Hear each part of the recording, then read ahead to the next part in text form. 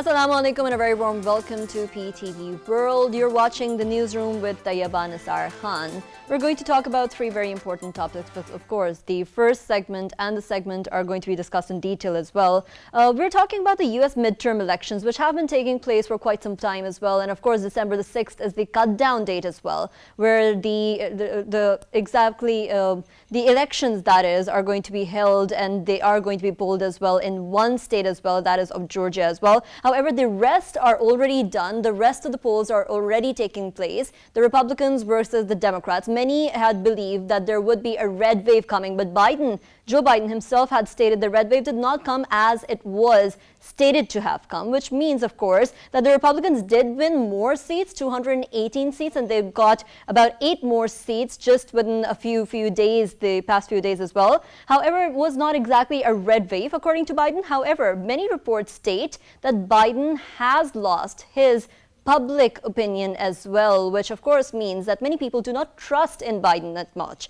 Also, of course, Donald Trump has announced his 2024 candidacy as well, which is, of course, very interesting and important as well, because there is a polarization in the United States that we see right now. And that polarization was, of course, very much fanned by Donald Trump and his presidency as well. The second topic, the second segment, is going to be about what India and the Indian government has been peddling as well. An Indian government arm is the Indian media as well. So the DGIAEA, that is International Atomic Energy Agency, he made some comments and they were, of course, played over by the Indian media as well. They downplayed BrahMos whistle, which came on March 9th inside the territory of Pakistan. A misfire, according to the Indian media, but of course, this was a very, very technical flaw that they stated.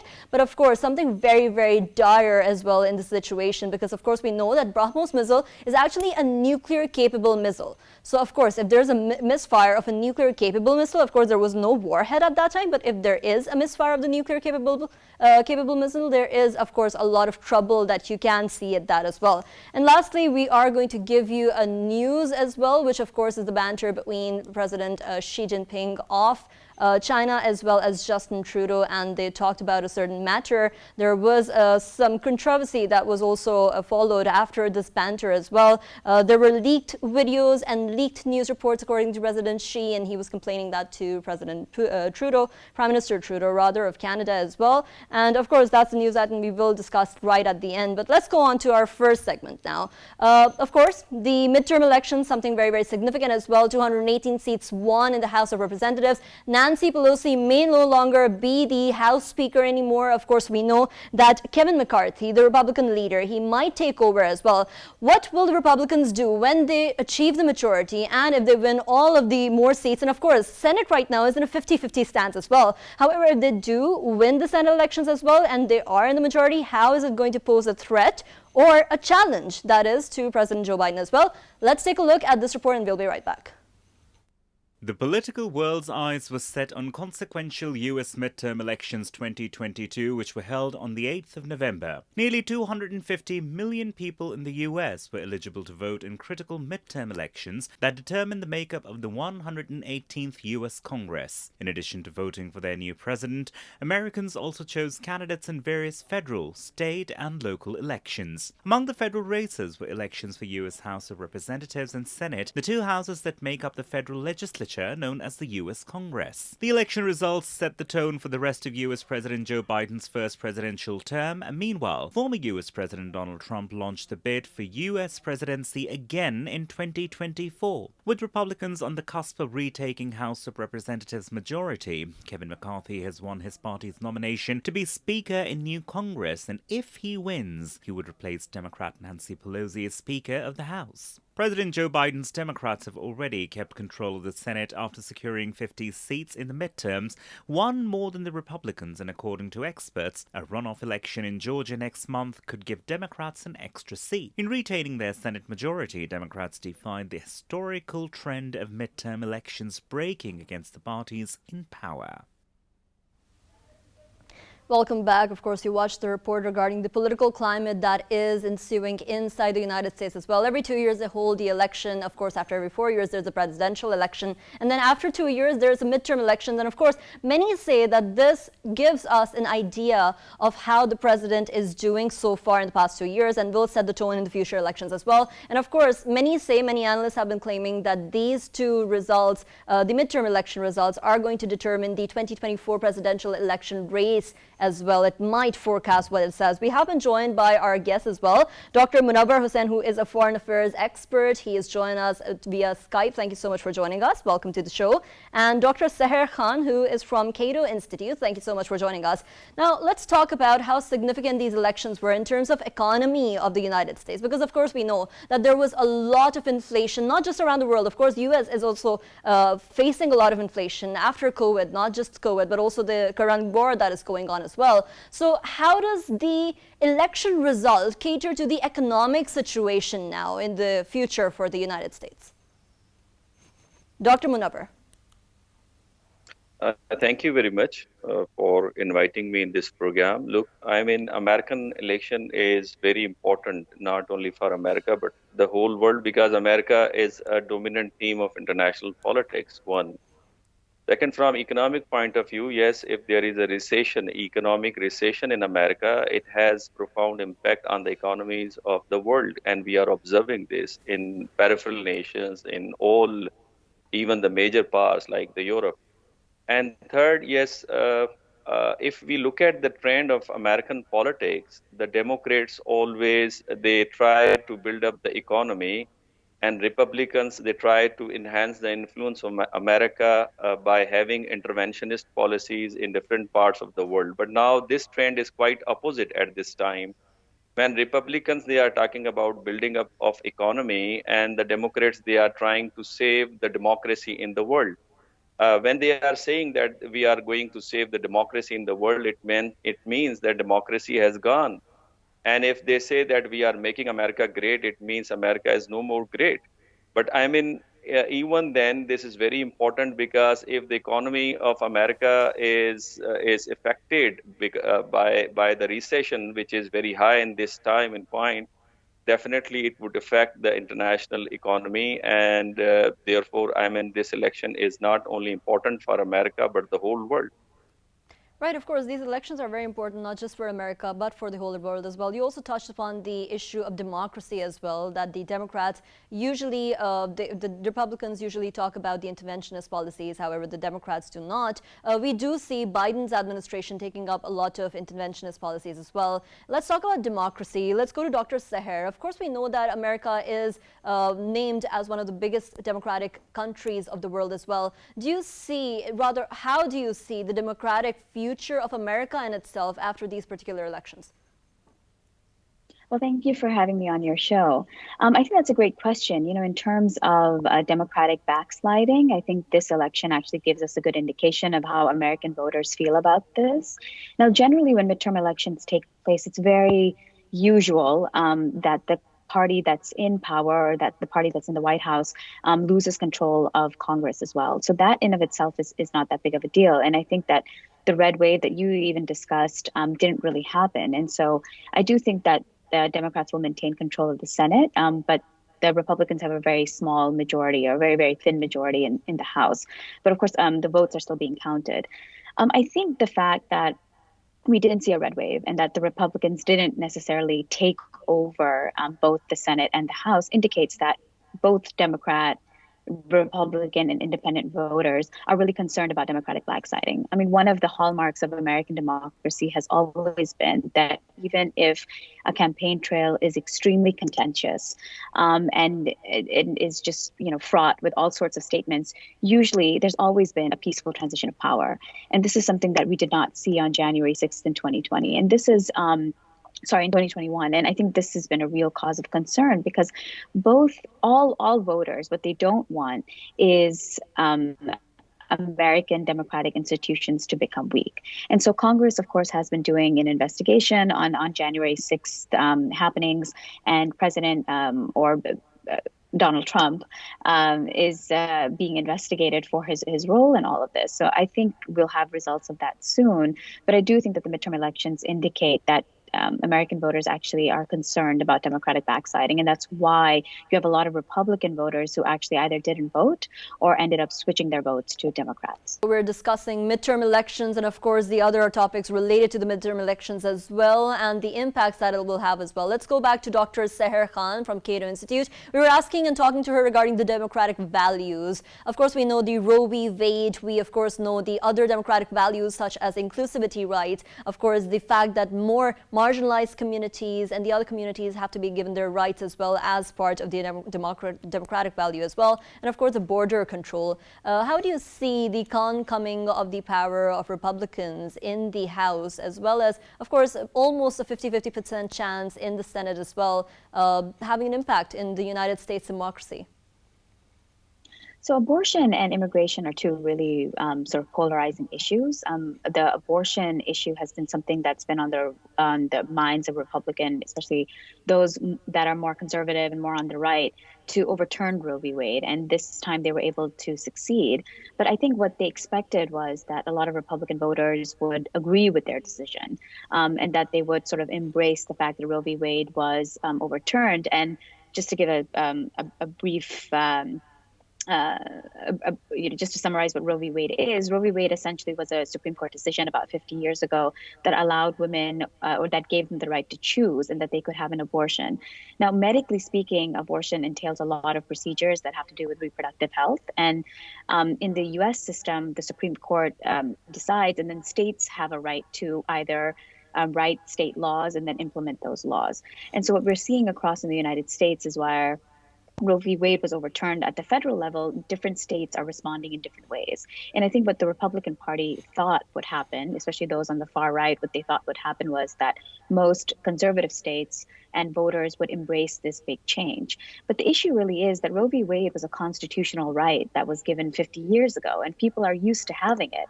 So when you take that right away, a lot of Republican voters, women especially, were surprised by it and are not necessarily surprised, but are not sort of siding and certainly not voting the way that a lot of Republicans thought. So the issue of abortion is still there, but I think we're going to see it played out at the state level more because the federal level has sort of made the decision already, unless, of course, President Biden signs a law or something like that. The second issue is immigration policy.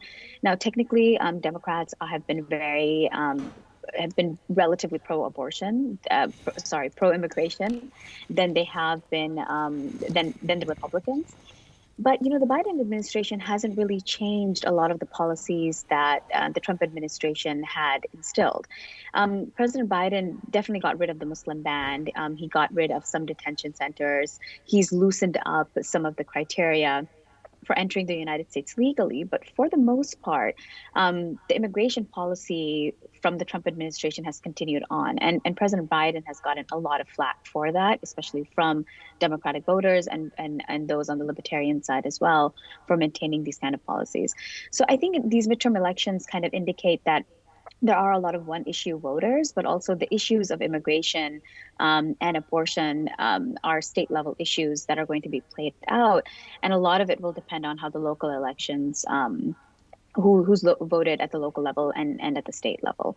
So these issues will remain important regardless of who's... Dr. Munawar Hussain, of course, we know that now there will and might be a challenge for President Biden as well in the legislative process as well. Do you see that the Republicans might stop certain legislation or the existing legislations that have been passed regarding the reformation process of, for instance, the COVID policy and the others as well, and of course the climate change issue as well? Do you think they will pose a challenge? They will be given a challenge by the Republicans as well?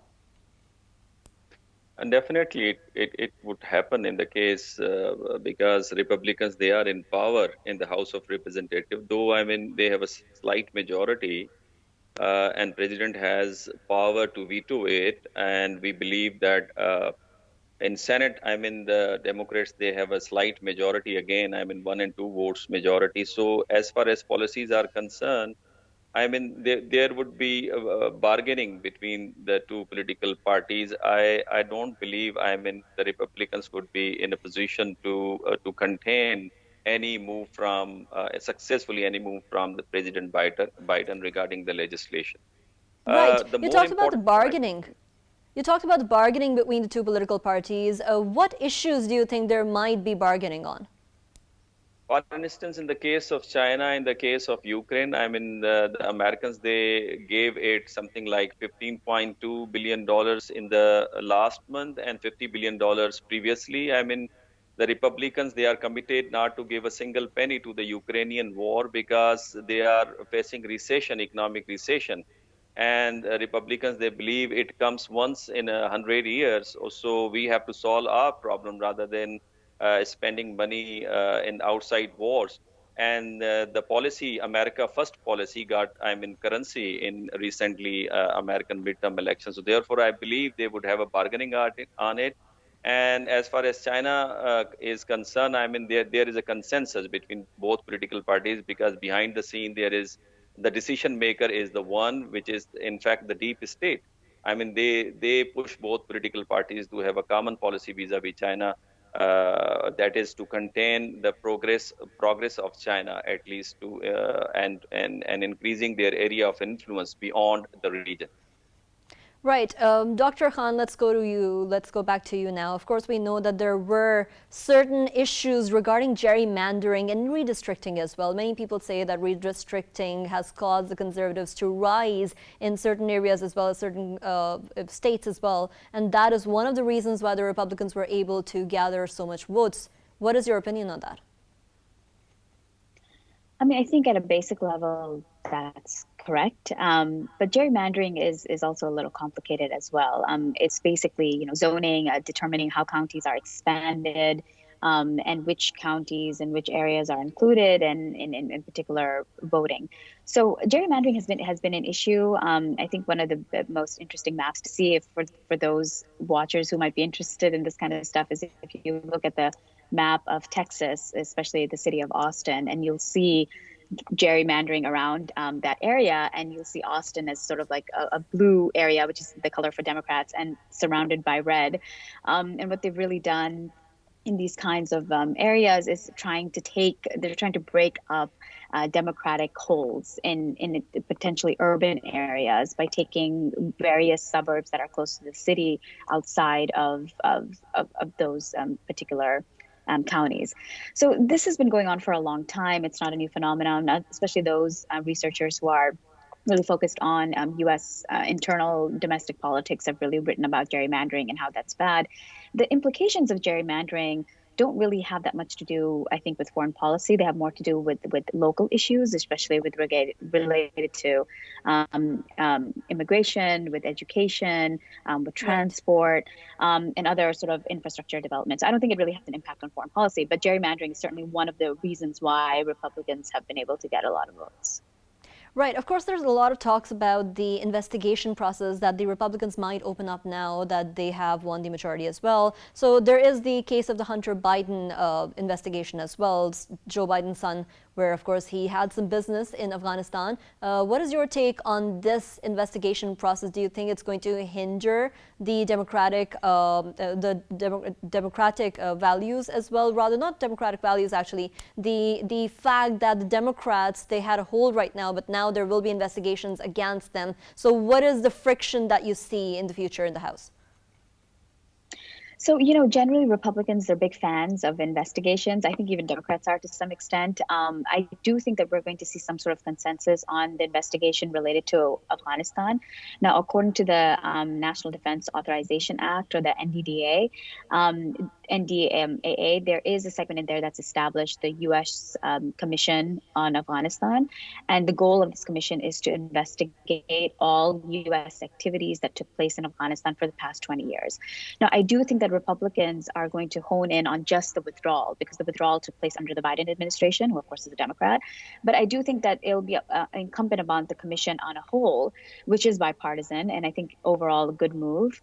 I do think the commission is going to look at all aspects of the war in Afghanistan. And I do think that the American public, and not just the American public, but really the world is owed a lot of answers in terms of U.S. activities, and U.S. policymakers and military leaders need to be held accountable for what's occurred in Afghanistan. And this kind of quest for oversight is not new. Already there was Saga was established, which was a bipartisan oversight group called the Special Inspector General of Afghan Reconstruction.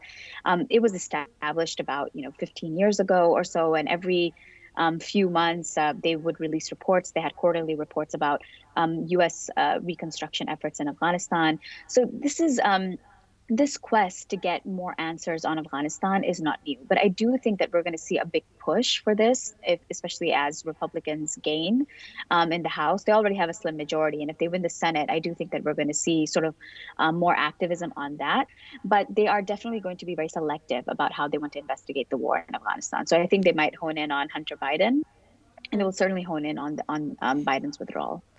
Right. Lastly, Dr. Hussain, what do you see will Donald Trump's announcement of presidential candidacy for 2024 elections as well bring for America? You talked about Make America Great Again as well. That was, of course, his policy. How do you see Donald Trump's candidacy affecting the 2024 presidential elections? I mean, there are very slim chances that he would be re-elected as a president of America again, because if we see all polls, I mean, his popularity is about 30 to 35, and the major reasons are, number one, that the way he pushed his supporters to attack the Congress. I mean, the investigation is going on. If he fails to prove his innocence, he would be, if he is proven to be guilty, he would be behind the bars.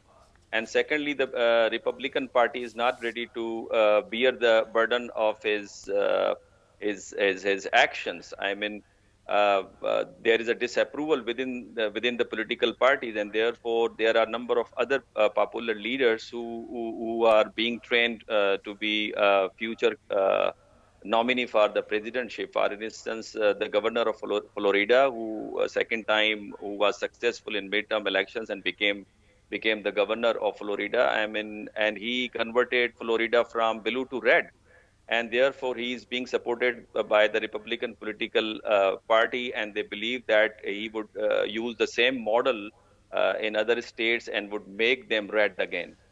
So, and Right. his policies were very familiar regarding COVID-19 and post-COVID-19. And similarly, his own supporters, like all supporters, all cronies who openly supported his policies, they were all defeated in midterm elections. And his even his vice president, Mike Pence, he left him. So therefore, I don't see that he would be successful. There is a slim chance if he has a very effective strategy and Right. if he has long-term strategy to convince the voter. Otherwise, I don't see his re-election.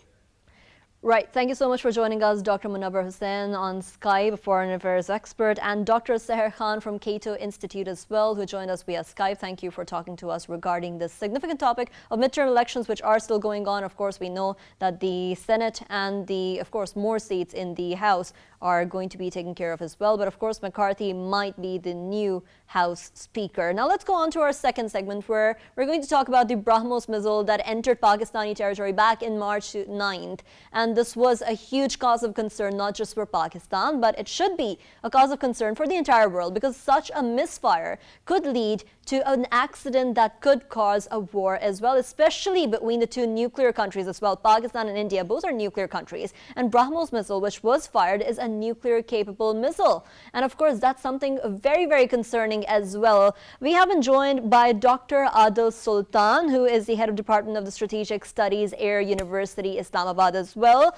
Something very significant, Dr. Adil. India is trying to downplay the significance of this entire event. They're trying to misrepresent the statement of the IAEA DG as well, who said, of course, that this was not any cause of specific concern. This is what the Indian media is stating.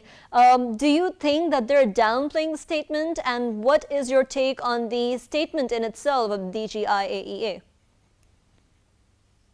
Yeah, thank you for highlighting this important issue. I think the statement has been misrepresented in the Indian media because DGIA never said anything about India's nuclear missile for a reason that IAEA does not have any mandate to deal with or talk about the nuclear weapons of any country. IAEA only deals with the peaceful applications of nuclear technology, it deals with the nuclear power plant and things like that. I was surprised to hear this statement or the media coming from the Indian media. This was an issue, this was an old issue, and they have given life again to this episode, which was in a way very dangerous if we talk about India and Pakistan.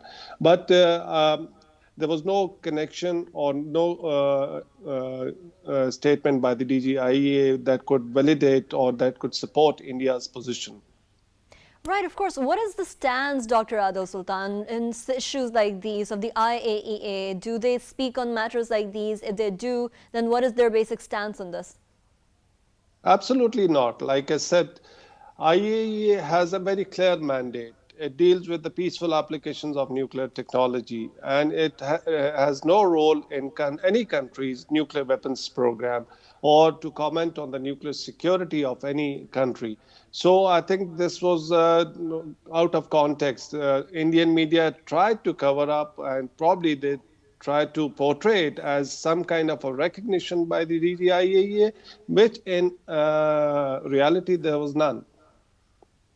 Right, of course, the Foreign Office spokeswoman has also talked about this, Ms. Mumtaz Zahra Baloch, that the report is this ingenuous attempt by the Indian state-sponsored media to absolve India of its irresponsible act as well. Do you think that Indian state media, which of course is very known to be of having very, very strong relations with the BJP government as well, the Hindutva government that they're trying to become as well in the future, the entire state, they're trying to make that in Hindutva as well. Do you think that this could be a hand of the BJP government as well into the Indian media to try and create this chaotic situation and to try to downplay Pakistan's stance regarding the nuclear security? I think anybody around the world who understands how IAEA works, how nuclear weapons work, they would understand that this was just a media gimmickry by our neighbors. There was nothing. I don't see any BJP's role. I think it's more of a media taking upon themselves to prove India's credentials, which we all know are not very good.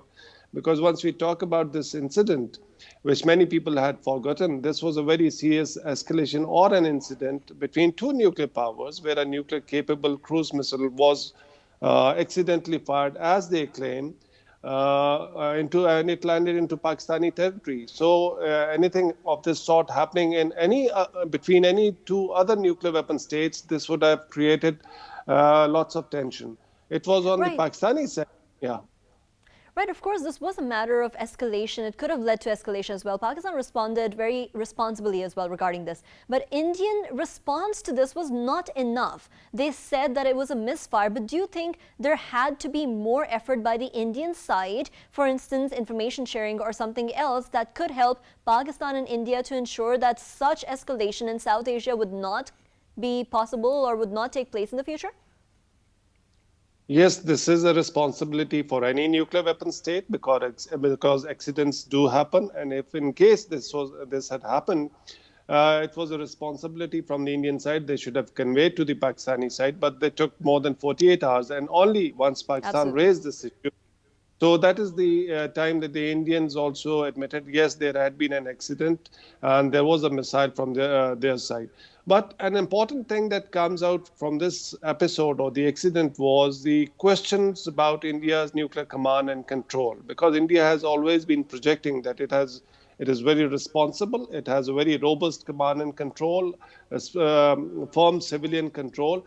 But in this episode, what we saw, they blamed a group captain level officer for this accident. That means the command and control is not necessarily with the political leadership, or it is not very centralized. And there are elements, or it has been pre-delegated, where people are junior rank officers, kind of group captain, they have the authority to launch these missiles. So this is quite disturbing. The kind of relations we have between India and Pakistan, any such kind of incident happening, it could lead to miscommunication, misunderstanding, or a possible reaction from the other side in the future.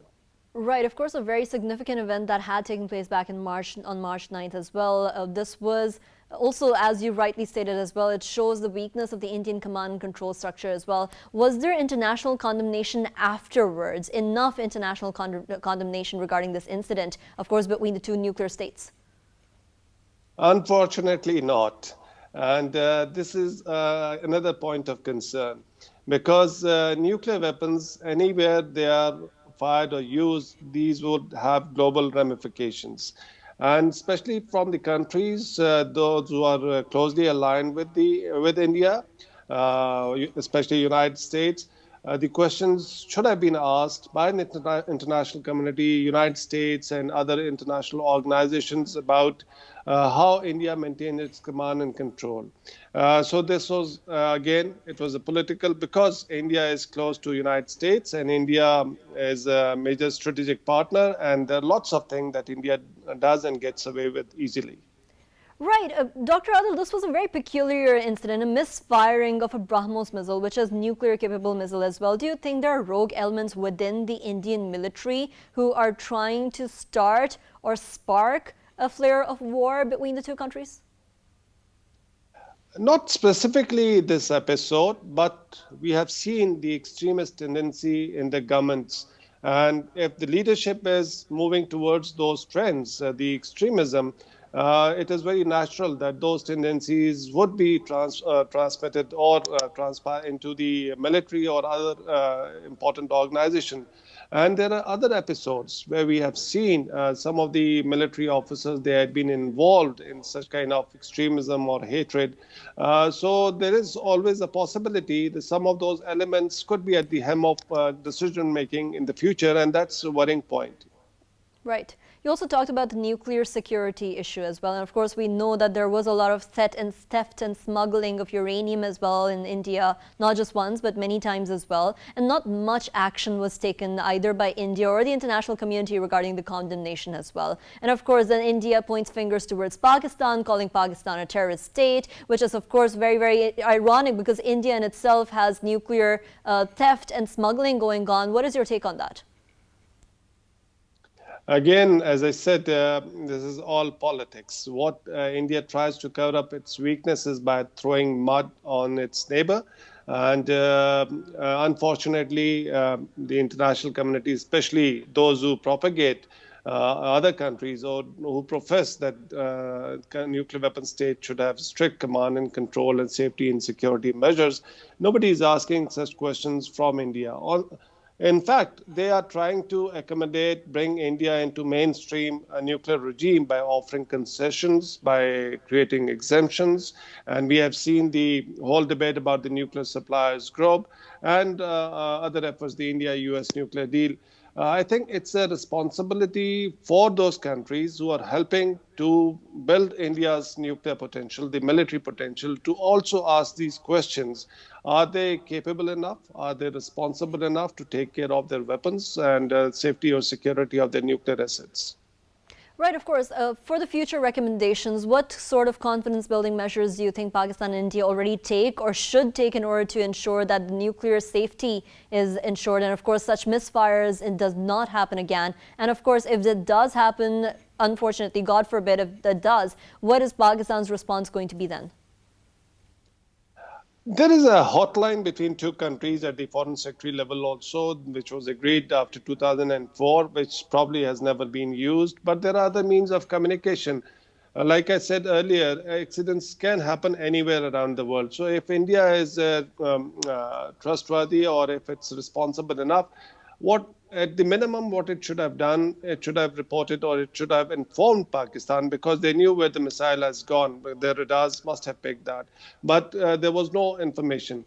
Talking about the confidence-building measures, there are plenty and there can be many more. And Pakistan has always been willing to negotiate more confidence-building measures, but it's upon India. India is not much interested in engaging with Pakistan on these nuclear issues.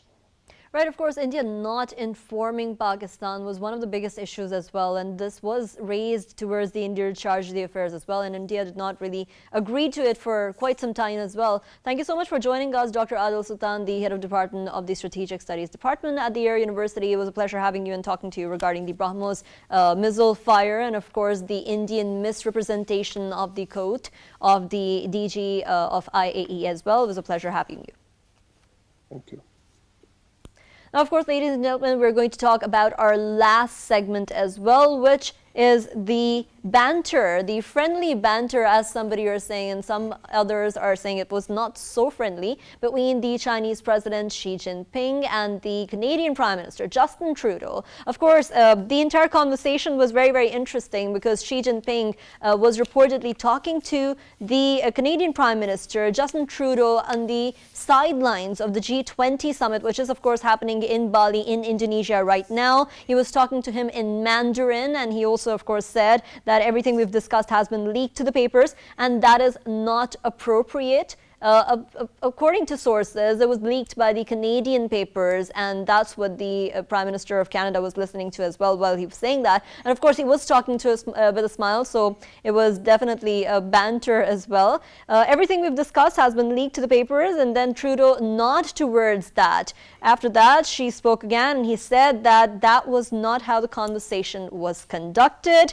If there was sincerity on your part, then we shall conduct our discussion with an attitude of mutual respect. Otherwise, there might be unpredictable consequences as well. And of course, we know there is a great power competition going on as well. China is rising power as well. It has developed a lot of capability, not just economic capability, but also the military capability as well. And so much so, United States is in a direct conflict. And of course, Biden just had a meeting with the president of China as well, Xi Jinping, before the G20 even started in Bali. But of course, there was a tone down of the Cold War analysis that many people and experts were talking about as well, because of course they both agreed to not go towards the old era Cold War politics as well. But of course, such banters will keep happening. This was also recorded privately and then it was leaked as well. But this was our topic today, ladies and gentlemen. We talked about the midterm elections. We talked about the other significant issue, which of course was the Indian media's